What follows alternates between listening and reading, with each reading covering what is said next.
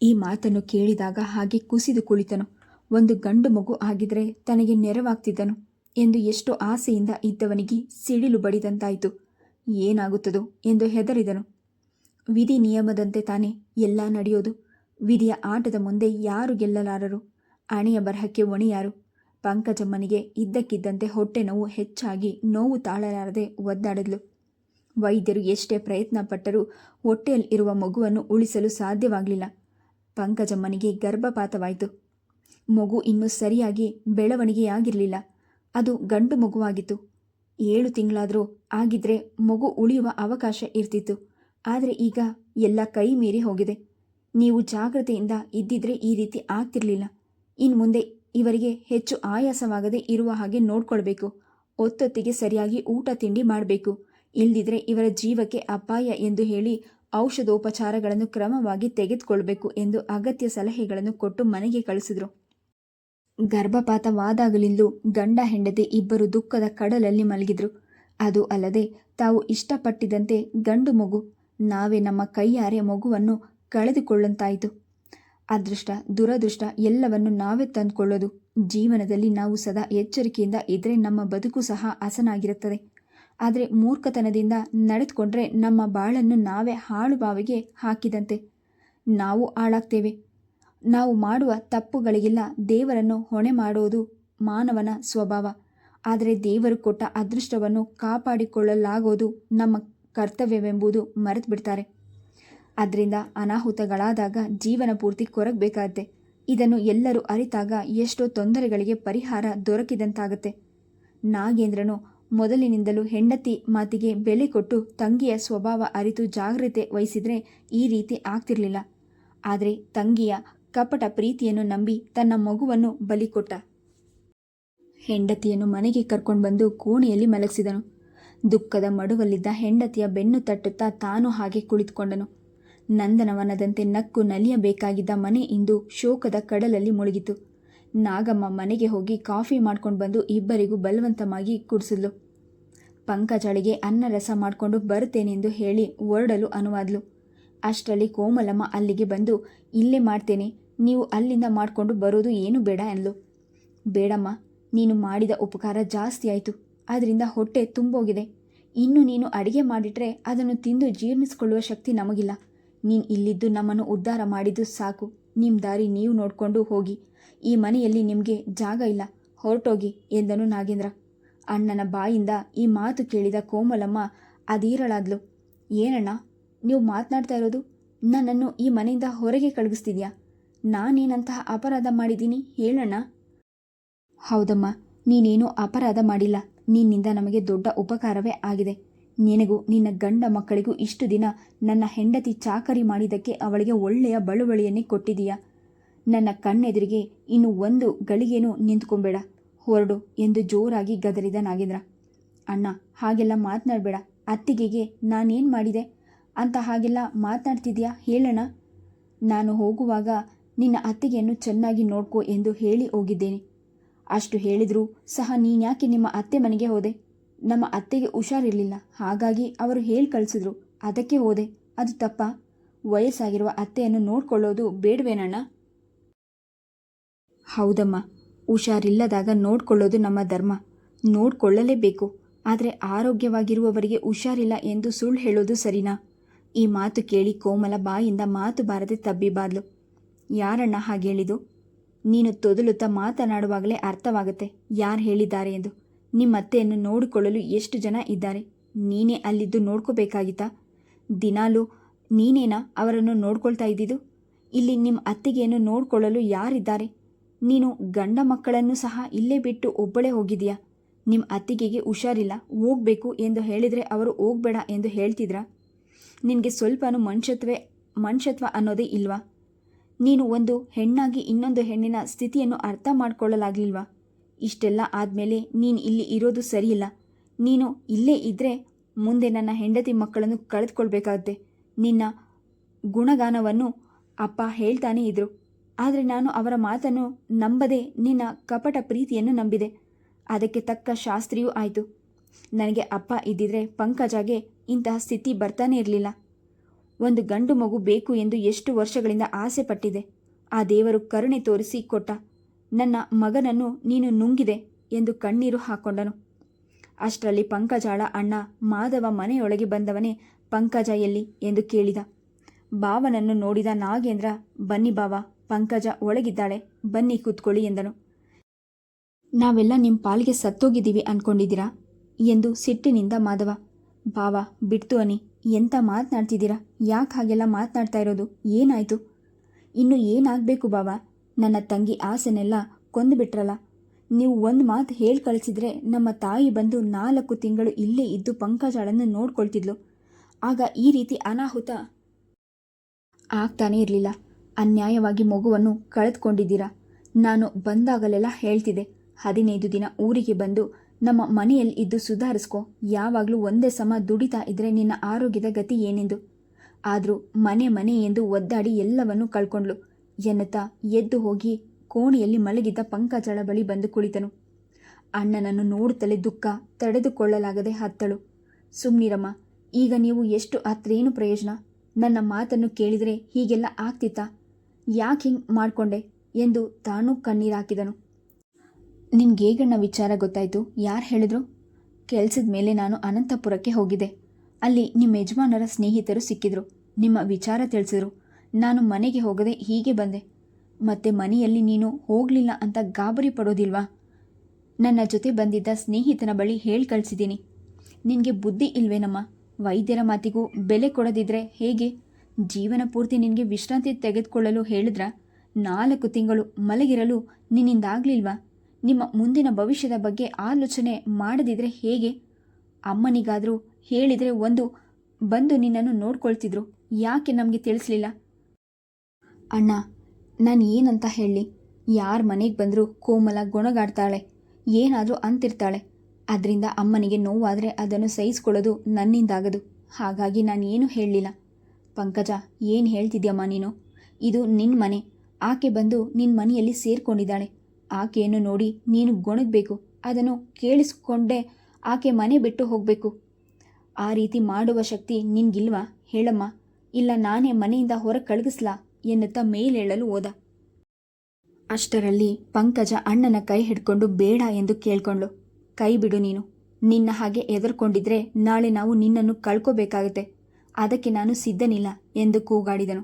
ಮಾಧವನ ಕೂಗಾಟವನ್ನು ನೋಡಿ ನಾಗೇಂದ್ರ ಕೋಣೆಗೆ ಬಂದು ಏನಾಯಿತು ಎಂದನು. ಬಾವ, ನನ್ನನ್ನು ಕ್ಷಮಿಸಿ. ನನ್ನ ತಂಗಿ ಮತ್ತು ಮಕ್ಕಳನ್ನು ನಾನು ಕರೆದುಕೊಂಡು ಹೋಗ್ತೇನೆ. ನಾಗೇಂದ್ರ ಅಚ್ಚರಿಯಿಂದ, ಏನು ಬಾವ, ಇದ್ದಕ್ಕಿದ್ದ ಹಾಗೆ ಇಂತಹ ನಿರ್ಧಾರ? ನನ್ನ ತಂಗಿ ನಮ್ಮ ಮನೆಯ ಹೆಣ್ಮಗಳು, ನಮ್ಮ ಮನೆಯ ಭಾಗ್ಯಲಕ್ಷ್ಮಿ. ಇವಳು ಹೇಗೆ ಬೆಳೆದಿದ್ದಾಳೆ ಎನ್ನುವುದು ನಿಮಗೆ ಗೊತ್ತು. ನಾನು ಎಷ್ಟು ಹೇಳಿದ್ರೂ ನನ್ನ ಮಾತನ್ನು ಪಂಕಜ ಕೇಳಲಿಲ್ಲ. ಹೆಣ್ಮಕ್ಕಳು ತವರಿಗೆ ಬಂದು ಇರೋದು ಮನೆತನಕ್ಕೆ ಮರ್ಯಾದೆ ಅಲ್ಲ ಎಂದು ಹೇಳಿ ನನ್ನ ಬಾಯನ್ನು ಮುಚ್ಚುತ್ತಾ ಬಂದ್ಲು. ಅದರ ಪ್ರತಿಫಲ ಈ ದಿನ ಅವಳೇ ಅನುಭವಿಸಬೇಕಾಯಿತು. ಮತ್ತೆ ಸರಿಪಡಿಸಿಕೊಳ್ಳಲು ಸಾಧ್ಯವಿಲ್ಲದಂಥ ಆಘಾತವನ್ನು ಮಾಡಿಕೊಂಡಿದ್ದಾಳೆ. ಅದಕ್ಕೆ ನಾನು ಅವಳನ್ನು ಕರ್ಕೊಂಡು ಹೋಗ್ತೇನೆ. ನಿಮ್ಮ ಹೆಂಡತಿ ಮಕ್ಕಳಿಗಿಂತ ಮೋಸ ಮಾಡುವ ನಿಮ್ಮ ತಂಗಿಯೇ ಹೆಚ್ಚಾದ್ಲು. ನಿಮ್ಮ ಮನೆಯಲ್ಲಿ ಎಲ್ಲರ ಸುಖ ಸಂತೋಷಗಳನ್ನು ನೋಡಿಕೊಂಡು ಹೊತ್ತೊತ್ತಿಗೆ ತುತ್ತು ಕೊಟ್ಟು ಎಲ್ಲರ ಹಾರೈಕೆ ಮಾಡ್ತಿದ್ದವಳಿಗೆ ನೀವೆಲ್ಲರೂ ಸೇರಿ ಒಳ್ಳೆಯ ಬಳುವಳಿಯನ್ನೇ ಕೊಟ್ಟಿದ್ದೀರಿ. ಸಾಕು, ಈ ಜನ್ಮಕ್ಕಾಗುವಷ್ಟಾಗಿದೆ. ಇನ್ನು ನಿಮ್ಮ ಪ್ರೀತಿ ಆದರಗಳನ್ನು ಅವಳು ಜೀರ್ಣಿಸಿಕೊಳ್ಳಲಾರಳು. ನೀವು ಸಂತೋಷವಾಗಿ ನಿಮ್ಮ ತಂಗಿಯ ಜೊತೆಯಲ್ಲೇ ಇರಿ ಎಂದು ಸಿಟ್ಟಿನಿಂದ ಹೇಳಿ, ಬಾಮ ಪಂಕಜ, ಹೋಗೋಣ ಎಂದ ಮಾಧವ. ನಾಗೇಂದ್ರ ಬಂದು ಮಾಧವನನ್ನು ಕೈಗಳನ್ನು ಹಿಡಿದುಕೊಂಡು, ನೀವು ಹೇಳುವ ಮಾತುಗಳಲ್ಲಿ ನ್ಯಾಯವಿದೆ ಬಾವ. ನಿಮ್ಮ ಸ್ಥಾನದಲ್ಲಿ ನಾನಿದ್ದಿದ್ರೂ ಹೀಗೆ ಹೇಳ್ತಿದ್ದೆ. ನಿಜಕ್ಕೂ ನನ್ನಿಂದ ತಪ್ಪಾಗಿದೆ. ನಾನು ಸ್ವಲ್ಪ ಜಾಗೃತಿಯಾಗಿದ್ದಿದ್ರೆ ಹೀಗೆಲ್ಲ ಆಗ್ತಿರ್ಲಿಲ್ಲ. ಆದರೆ ಒಡ ಹುಟ್ಟಿದವರಿಂದಲೇ ನನಗೆ ಇಂತಹ ಅನ್ಯಾಯವಾಗುತ್ತದೆ ಎಂದು ನಾನು ಊಹಿಸಿರಲಿಲ್ಲ. ಒಂದು ವೇಳೆ ಕೋಮಲ ಏನೇ ಕೆಲಸ ಮಾಡದಿದ್ರೂ ನಡೀತಿತ್ತು. ನಾಗಮ್ಮ ಅತ್ತೆಗೆ ಹೇಳಿದರೆ ಅವರೇ ನೋಡ್ಕೊಳ್ತಿದ್ರು. ಆಕೆಯನ್ನು ಮನೆಗೆ ಸೇರಿಸ್ತಿರ್ಲಿಲ್ಲ. ಇದೇ ಇವಳು ಮಾಡಿರುವ ದೊಡ್ಡ ತಪ್ಪು. ಅದನ್ನು ನಾನೆಂದಿಗೂ ಕೋಮಲನನ್ನು ಕ್ಷಮಿಸೋದಿಲ್ಲ. ನನ್ನ ಕರುಳು ಕುಡಿಯನ್ನು ಬಲಿ ತೆಗೆದುಕೊಂಡ ಈಕೆಗೆ ನನ್ನ ಮನೆಯಲ್ಲಿ ಸ್ಥಾನವಿಲ್ಲವೆಂದು ಹೇಳಿದ್ದೇನೆ. 1 ವಾರ ಮಾತ್ರ ಸಮಯ ಕೊಟ್ಟಿದ್ದೇನೆ. ಅಷ್ಟರಲ್ಲಿ ಮನೆಯಿಂದ ಹೊರಗೆ ಹೋಗಬೇಕು. ಇಲ್ಲವೆಂದರೆ ನಾನೇ ಹೊರಗೆ ಕಳುಹಿಸ್ತೇನೆ. ಈ ಮಾತನ್ನು ನಾನೇ ಹೇಳಿದ್ದೇನೆ. ಇನ್ನು ನನಗೆ ನನ್ನ ಹೆಂಡತಿ ಮಕ್ಕಳ ಸುಖ ಸಂತೋಷ ಮಾತ್ರ ಮುಖ್ಯ. ಸುಮ್ಮನೆ ನನ್ನವರು ಎಂದು ನಾವು ಎಲ್ಲರೂ ಬೇಕೆಂದು ಬಯಸುತ್ತೇವೆ.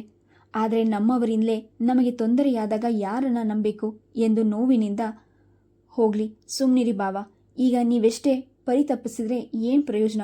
ಈ ಬುದ್ಧಿ ನಿಮಗೆ ಮೊದಲೇ ಇದ್ದಿದ್ರೆ ಎಷ್ಟು ಚೆನ್ನಾಗಿತ್ತು. ಆ ನ್ಯಾಯವನ್ನು ಎದುರಿಸುವ ಧೈರ್ಯ ಪಂಕಜಳಿಗೂ ಇಲ್ಲ.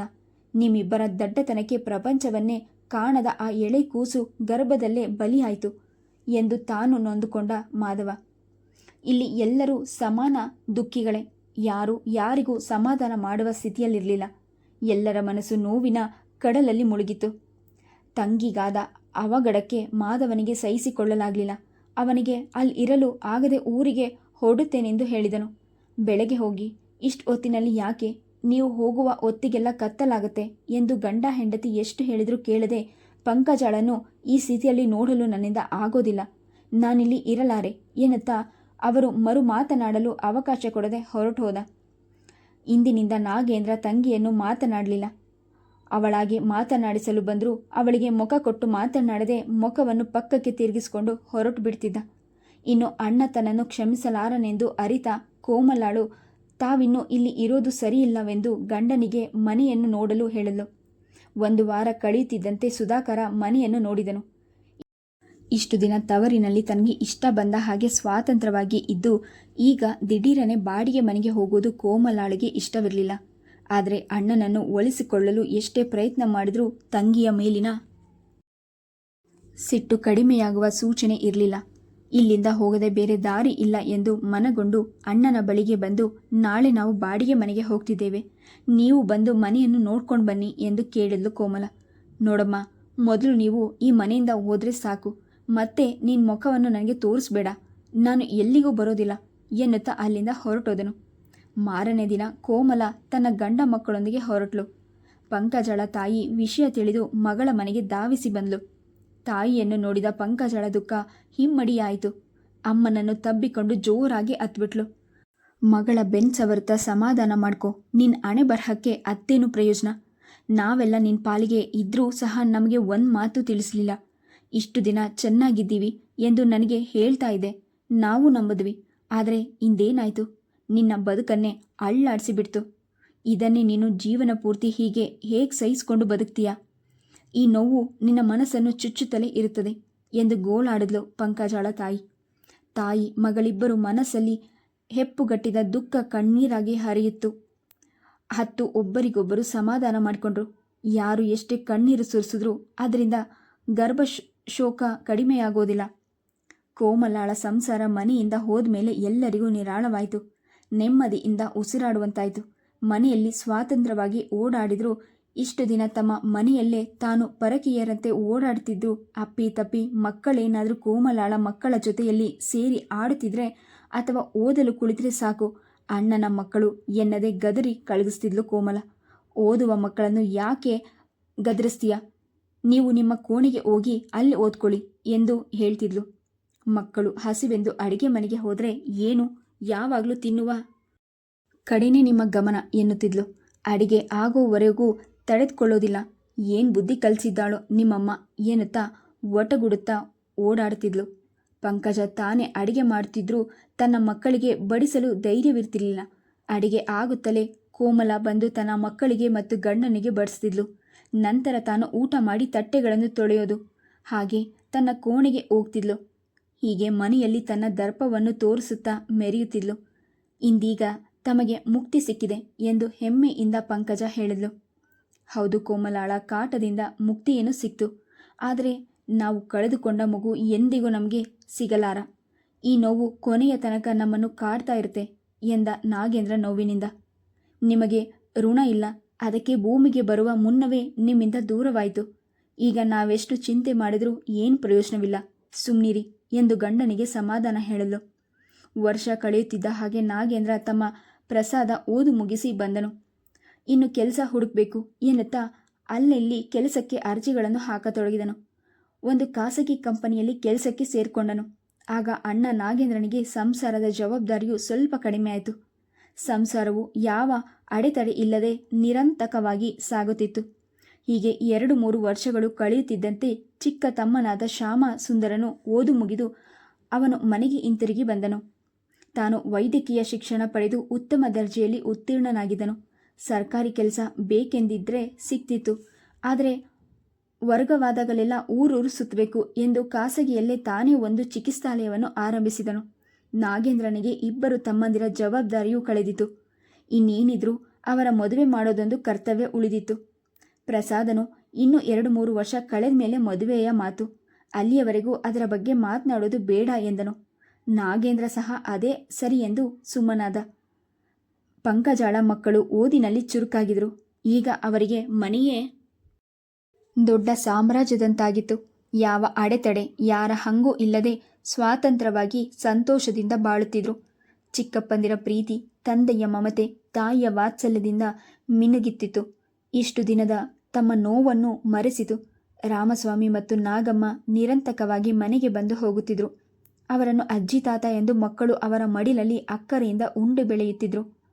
ಪಂಕಜಾಳಿಗಂತೂ ಇನ್ನು ತನ್ನ ಬಾಳಲ್ಲಿ ಯಾವ ಬಿರುಗಾಳಿಯೂ ಬೀಸದೆ ಸಂತೋಷದ ಅಲೆಗಳಲ್ಲಿ ಬದುಕು ಸಾಗುತ್ತದೆ ಎಂದು ಕನಸು ಕಾಣ್ತಿದ್ಲು. ಆದರೆ ಇದು ಶಾಶ್ವತವಲ್ಲವೆಂದು ತಾನು ಅರಿಯದೆ ಹೋದ್ಲು.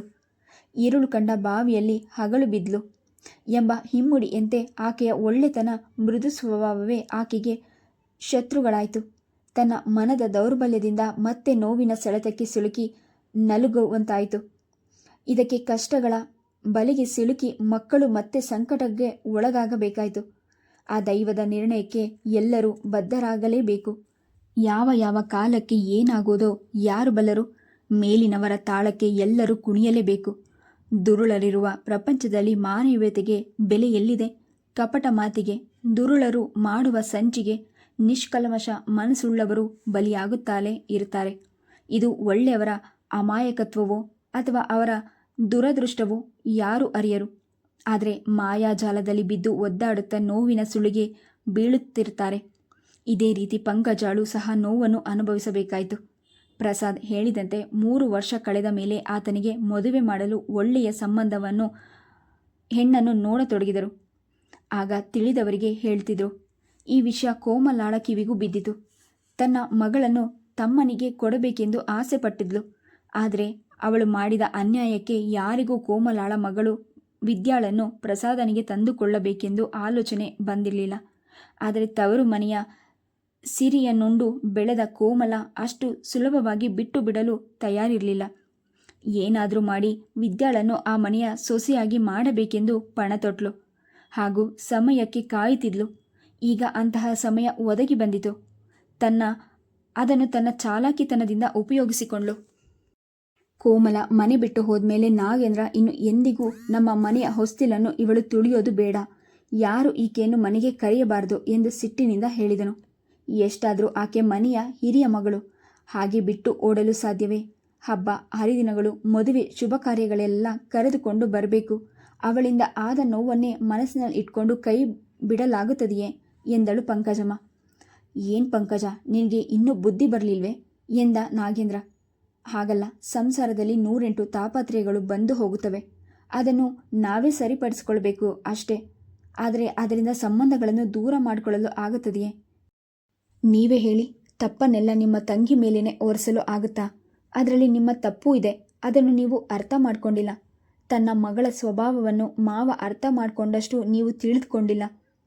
ತಂದೆಯ ಮಾತನ್ನೇ ನೀವು ನಂಬಲಿಲ್ಲ. ತಾಳಿ ಕಟ್ಟಿದ ಹೆಂಡತಿಯ ಮಾತನ್ನು ಸಹ ನೀವು ನಂಬಲಿಲ್ಲ. ಹಾಗಿದ್ದ ಮೇಲೆ ತಪ್ಪೆಲ್ಲ ಒಬ್ಬರ ಮೇಲೆ ಹೊರಿಸೋದು ಯಾವ ನ್ಯಾಯ? ಆದರೆ ಕೋಮಲ ಯಾವ ತಪ್ಪನ್ನು ಮಾಡಲಿಲ್ಲವೆಂದು ನಿನ್ನ ಅಭಿಪ್ರಾಯನ ಪಂಕಜ? ಕೋಮಲ ತಪ್ಪೇ ಮಾಡಲಿಲ್ಲವೆಂದು ನಾನು ನಿಮಗೆ ಹೇಳ್ತಿಲ್ಲ ರೀ. ಆಕೆ ಮಾಡುತ್ತಿದ್ದುದು ತುಂಬ ದೊಡ್ಡ ತಪ್ಪೆ. ಆದರೆ ಅದನ್ನು ತಡೆದು ಆಕೆಗೆ ಬುದ್ಧಿ ಹೇಳಬೇಕಾಗಿತ್ತು ನೀವು ಆ ಕೆಲಸ ಮಾಡಲಿಲ್ಲ. ಮೊದಲಿನಿಂದಲೂ ಆಕೆ ಮನೆಯಲ್ಲಿ ಏನು ಮಾಡಿದರೂ ಯಾರೂ ಕೇಳೋರಿರಲಿಲ್ಲ. ಮಾವನವರು ಓಡಾಟದಲ್ಲಿ ಇದ್ಯಾವುದನ್ನು ಗಮನಿಸಲಿಲ್ಲ. ಆಕೆ ಎಲ್ಲರನ್ನೂ ಪ್ರೀತಿಯ ಮಾತುಗಳಿಂದ ಸೆಳೆದುಕೊಂಡಿದ್ಲು. ಆ ಕಪಟ ಪ್ರೀತಿಯನ್ನು ನೀವು ನಂಬಿ ಆಕೆಗೆ ಎಲ್ಲ ಸ್ವಾತಂತ್ರ್ಯಗಳನ್ನು ಕೊಟ್ಟು ನಿಮ್ಮ ಕೆಲಸದಲ್ಲಿ ನೀವು ಇದ್ದು ಬೇರೆ ಯಾವುದನ್ನು ಗಮನಿಸಲಿಲ್ಲ. ಆದರೆ ಸೊಸೆಯಾಗಿ ನಾನು ಬಂದ ಮೇಲೆ ಆಕೆ ಮಾಡುತ್ತಿದ್ದ ಎಲ್ಲ ಕುತಂತ್ರಗಳಿಗೂ ನಾನು ಅಡ್ಡಿಯಾದೆ. ಕಾಕತಾಳೀಯವಾಗಿ ನನ್ನ ಮೇಲೆ ಸಿಟ್ಟಾಯಿತು. ಅದು ದ್ವೇಷವಾಗಿ ಪರಿಣಮಿಸಿತು. ಇದೆಲ್ಲವನ್ನು ನಾವು ಆರಂಭದಲ್ಲೇ ತಡೆದಿದ್ದರೆ ಯಾವ ಅನಾಹುತವೂ ಆಗ್ತಿರಲಿಲ್ಲ. ನಾನು ಕಣ್ಣಿಂದ ನೋಡಿದ ವಿಚಾರಗಳನ್ನು ಯಾರಿಗೂ ಹೇಳಲಿಲ್ಲ. ಮನೆಗೆ ಕಾಲೊಡುತ್ತಿದ್ದ ಹಾಗೆ ಇದನ್ನು ಹೇಳಿದರೆ ಯಾರು ನನ್ನ ಮಾತನ್ನು ನಂಬ್ತಿದ್ರು? ಒಂದು ವೇಳೆ ಹೇಳಿದರೂ ನನಗೆ ತಾನೇ ಕೆಟ್ಟ ಹೆಸರು ಬರ್ತಿದ್ದಿದ್ದು. ಆಗ ಎಲ್ಲರಿಗೂ ನನ್ನ ಬಗ್ಗೆ ತಿರಸ್ಕಾರ ಬರ್ತಿತ್ತು. ಅದಕ್ಕೆ ನೀವಾಗೆ ಅರ್ಥ ಮಾಡ್ಕೊಳ್ಳಿ ಎಂದು ಸುಮ್ಮನಿದ್ದೆ. ಮಾವನವರು ಬೇಗನೆ ಅರ್ಥ ಮಾಡಿಕೊಂಡ್ರು. ನಂತರ ನನಗೆ ಆಕೆಯಿಂದ ಆಗುತ್ತಿದ್ದ ತೊಂದರೆ ಸ್ವಲ್ಪ ಕಡಿಮೆ ಆಯಿತು. ಆದರೆ ನೀವು ಆಕೆಯ ಪರ ಇದ್ದಿದ್ದರಿಂದ ಆಕೆಗೆ ಇನ್ನಷ್ಟು ಧೈರ್ಯ ಬಂದಿತು. ಹಾಗಾಗಿ ತಪ್ಪೆಲ್ಲವನ್ನು ಆಕೆ ಒಬ್ಬಳ ಮೇಲೆ ಹೊರಿಸಿ ದೂರ ಇಡಲು ಆಗೋದಿಲ್ಲ. ಮನೆಯಲ್ಲಿ ಎಲ್ಲರಿಗೂ ಚಾಕರಿ ಮಾಡಲು ನಾನು ಬೇಕಾಗಿತ್ತು. ಸೊಸೆ ಬಂದ ಮೇಲೆ ನನ್ನ ಮೇಲೆ ಇಲ್ಲದ ಅಪವಾದಗಳನ್ನು ಹೊರಿಸಿ ಮನೆಯಿಂದ ಆಚೆ ಕಳಿಸಿದ್ರು ಎಂದು ಹೇಳ್ಕೊಂಡಿದ್ದಾಳೆ. ನಮ್ಮ ಮನೆಯಲ್ಲಿ ನಡೆದ ವಿಚಾರವೆಲ್ಲ ಎಲ್ಲರಿಗೂ ಗೊತ್ತಿದೆ. ಹೇಳಿ, ಒಂದು ವೇಳೆ ನಾವು ಹೇಳಿದ್ರೂ ಯಾರು ನಂಬ್ತಾರೆ? ಸೊಸೆ ನನ್ನ ಮೇಲೆ ಇಲ್ಲಸಲ್ಲದ ಚಾಡಿ ಹೇಳಿ ಎಲ್ಲರ ತಲೆ ಕೆಡಿಸಿದ್ದಾಳೆ ಎಂದು ಎಲ್ಲರಿಗೂ ಹೇಳ್ಕೊಂಡಿದ್ದಾಳೆ. ಗಂಡಸರು ನೀವು ಹೆಚ್ಚು ಸಮಯ ಹೊರಗಡೆ ಇರ್ತೀರ. ನಿಮಗೆ ಇದು ಯಾವುದು ಗೊತ್ತಾಗೋದಿಲ್ಲ. ತುಂಬಿದ ಸಂಸಾರದಲ್ಲಿ ನಾವೆಲ್ಲ ಸಾಮಾನ್ಯ ಮನೆತನದ ಮರ್ಯಾದೆ ಉಳಿಸೋದು ಸೊಸೆಯಾಗಿ ಬಂದ ನನ್ನ ಕರ್ತವ್ಯ. ಅದನ್ನು ನಾನು ನಿಭಾಯಿಸಬೇಕು. ಇನ್ನು ಮದುವೆ ಆಗಬೇಕಾಗಿರುವ ಮಕ್ಕಳು ಮನೆಯಲ್ಲಿದ್ದಾರೆ. ಇದೆಲ್ಲವನ್ನು ನಾವು ಯೋಚಿಸಬೇಕು. ಪರಿಮಳಳನ್ನು ಕರೆಯುವ ಹಾಗೆ ಕೋಮಲಾಳನ್ನು ಕರೆಯಬೇಕು. ಇದು ರಕ್ತ ಸಂಬಂಧ, ಅಷ್ಟು ಬೇಗ ದೂರವಾಗೋದಿಲ್ಲ ಎಂದು ಗಂಡನಿಗೆ ಹೇಳಿ ಹಬ್ಬ ಪೂಜೆಗಳಲ್ಲಿ ಕರೆದು ಅರಿಚಿನ ಕುಂಕುಮ ಕೊಟ್ಟು ಹೊಸ ಬಟ್ಟೆ ಕೊಡಿಸಿ ಕಳುಹಿಸ್ತಿದ್ರು. ಹೀಗೆ ಆಗಾಗ ಮನೆಗೆ ಬಂದು ಹೋಗುತ್ತಿದ್ಲು ಕೋಮಲಮ್ಮ. ಆದರೆ ಮಾತಿನಲ್ಲಿ ಮೃದುತ್ವವನ್ನಿತ್ತು. ಯಾವ ವಿಷಯಕ್ಕೂ ತಲೆ ಹಾಕದೆ ತನ್ನ ಪಾಡಿಗೆ ತಾನು ತವರಿನಲ್ಲಿ 2 ದಿನ ಇದ್ದು ನಂತರ ತನ್ನ ಮನೆಗೆ ಹೋಗ್ತಿದ್ಲು. ಇದನ್ನು ನೋಡಿ ತನ್ನ ತಪ್ಪಿನ ಅರಿವಾಗಿದೆ, ಈಗ ಈಕೆಗೆ ಬುದ್ಧಿ ಬಂದಿದೆ ಎಂದು ಮನೆಯವರು ನಂಬಿದ್ರು. ಕೋಮಲಾಳ ಮನದಲ್ಲಿದ್ದ ಆಲೋಚನೆ ಇವರ್ಯಾರಿಗೂ ಗೊತ್ತಿರಲಿಲ್ಲ. ಮನೆಯವರಿಗೆ ಒಂಚೂರು ಸುಳಿವು ಸಿಗದಂತೆ ಎಚ್ಚರ ವಹಿಸಿದ್ಲು. ಮನೆಯಲ್ಲಿ ಮದುವೆ ಪ್ರಸ್ತಾಪ ಬಂದಾಗ ಒಂದು ದಿನ ಅಣ್ಣನನ್ನು ಮನೆಯಲ್ಲಿ ಇದ್ದದ್ದನ್ನು ನೋಡಿ ಮನೆಗೆ ಬಂದ್ಲು. ನಾಗೇಂದ್ರನಿಗೆ ತಂಗಿಯ ಮೇಲೆ ಮೊದಲಿದ್ದ ಸಿಟ್ಟು ಕಡಿಮೆ ಆಗಿತ್ತು. ತಂಗಿ ಬಂದಾಗ ಮೊದಲಿನಷ್ಟು ಆತ್ಮೀಯತೆ ಇಲ್ಲದಿದ್ರೂ ಪ್ರೀತಿಯಿಂದ ಮಾತನಾಡಿಸುತ್ತಿದ್ದನು. ಮಕ್ಕಳ ಯೋಗಕ್ಷೇಮ, ಅವರ ವಿದ್ಯಾಭ್ಯಾಸದ ಬಗ್ಗೆ ವಿಚಾರಿಸುತ್ತಿದ್ದನು. ಕೋಮಲಾಳು ಸಹ ಅಣ್ಣನ ಮಕ್ಕಳನ್ನು ಪ್ರೀತಿಯಿಂದ ಮಾತನಾಡಿಸ್ತಿದ್ಲು. ಅಣ್ಣನ ಜೊತೆ ಮಾತನಾಡುತ್ತಾ ತನ್ನ ತಂದೆಯನ್ನು ನೆನಪು ಮಾಡಿಕೊಂಡು ಕಣ್ಣೀರಾಕಿದ್ಲು. ಈ ಮನೆಗೆ ಬಂದಾಗಲೆಲ್ಲ ಅಪ್ಪ ಅಮ್ಮನ ನೆನಪಾಗುತ್ತದೆ. ಅವರು ಬಾಳಿ ಬದುಕಿದ ಮನೆ ಇದು. ಇಲ್ಲಿಯವರೆಗೂ ಅವರ ಜೊತೆಯಲ್ಲಿ ಇರುವಂತೆ ಅನಿಸುತ್ತದೆ. ಏನು ಮಾಡೋದು, ನಮಗೆ ಋಣ ಇಲ್ಲ, ಅದಕ್ಕೆ ಅವರು ನಮ್ಮಿಂದ ದೂರವಾದರು ಎಂದು ತನ್ನ ನೋವನ್ನು ತೋಡ್ಕೊಂಡ್ಳು. ಹೋಗಲಿ ಬಿಡಮ್ಮ, ಈಗ ಕಣ್ಣೀರು ಯಾಕಾಗ್ತದೆ, ಏನು ಫಲ ಎಂದು ತಂಗಿಗೆ ಸಮಾಧಾನ ಹೇಳಿದನು ನಾಗೇಂದ್ರ. ಹೌದಣ್ಣ, ಆದರೆ ಹೆತ್ತವರನ್ನು ನಿಮ್ಮಲ್ಲಿ ನೋಡಿ ಆ ನೋವನ್ನು ಮರೆಯುತ್ತಿದ್ದೇನೆ. ನೀವು 3 ಜನ ಅಣ್ಣ ತಮ್ಮಂದಿರು ಸಹ ಹೀಗೆ ಒಟ್ಟಿಗೆ ಸಂತೋಷವಾಗಿ ಇರಬೇಕೆನ್ನೋದೇ ನನ್ನ ಆಸೆ. ಆ ದೇವರು ನನ್ನ ಇದೊಂದು ಆಸೆಯನ್ನು ನಡೆಸಿಕೊಟ್ರೆ ಸಾಕು, ನನಗೆ ಇನ್ನೇನು ಬೇಡ ಎಂದು ಹೇಳಿ ನಾನಿನ್ನು ಹೊರಡುತ್ತೇನೆ ಎಂದು ಹೇಳಿ ಹೋದ್ಲು. ಕೋಮಲ ಎಷ್ಟು ಬದಲಾಗಿದ್ದಾಳಲ್ಲ, ನನಗಂತೂ ನಂಬೋದಕ್ಕೆ ಆಗೋದಿಲ್ಲ. ಏನೋ ಕೆಟ್ಟಗಳಿಗೆ ಹಾಗೆ ಮಾಡಿದ್ದಾಳೆ, ಆದರೆ ಅವಳು ಒಳ್ಳೆಯವಳೇನೆ ಎಂದು ನಾಗೇಂದ್ರ ತಂಗಿಯ ಬಗ್ಗೆ ಹೆಮ್ಮೆಯಿಂದ ಹೆಂಡತಿಗೆ ಹೇಳಿದನು. ಹೌದ್ರಿ, ನನಗೂ ಹಾಗೆ ಅನ್ನಿಸ್ತಿದೆ. ನಿಮ್ಮನ್ನೆಲ್ಲ ಬಿಟ್ಟು ದೂರ ಇರೋದ್ರಿಂದ ಆಕೆಗೆ ನಿಮ್ಮ ಬೆಲೆ ಏನು ಅಂತ ಅರ್ಥ ಆಗಿದೆ. ಅದಕ್ಕೆ ನಾನು ಹೇಳಿದ್ದು ರಕ್ತ ಸಂಬಂಧ ಎನ್ನೋದು ಯಾರು ಬಿಡಿಸಲಾರದ ಅನುಬಂಧ. ಒಬ್ಬರನ್ನೊಬ್ಬರು ನೋಡದೆ ಎಷ್ಟು ದಿನ ಇರಲು ಸಾಧ್ಯ? ಆ ನೋವು ಏನೆಂದು ನನಗೆ ಚೆನ್ನಾಗಿ ಅರ್ಥವಾಗಿದೆ ಎಂದ್ಲು ಪಂಕಜಮ್ಮ. ನಿನ್ನ ನೋವು ಏನೆಂದು ಈಗ ನನಗೆ ಚೆನ್ನಾಗಿ ಅರ್ಥ ಆಗ್ತಿದೆ ಪಂಕಜ. ನಾನು ಅನುಭವಿಸಿದಾಗಲೇ ನಮಗೆ ಇನ್ನೊಬ್ಬರ ಪರಿಸ್ಥಿತಿ ಏನೆಂದು ಅರ್ಥವಾಗೋದು. ಇನ್ಮುಂದೆ ನಿನಗೆ ಆ ನೋವು ಕಾಣದಂತೆ ನಾನು ನಿನ್ನನ್ನು ಚೆನ್ನಾಗಿ ನೋಡ್ಕೊಳ್ತೇನೆ. ಇನ್ಮುಂದೆ ನೀನು ಚಿಂತೆ ಮಾಡಬೇಡ ಎಂದು ಹೆಂಡತಿಗೆ ಆಶ್ವಾಸನೆ ಕೊಟ್ಟು ಧೈರ್ಯ ಹೇಳಿದನು ನಾಗೇಂದ್ರ.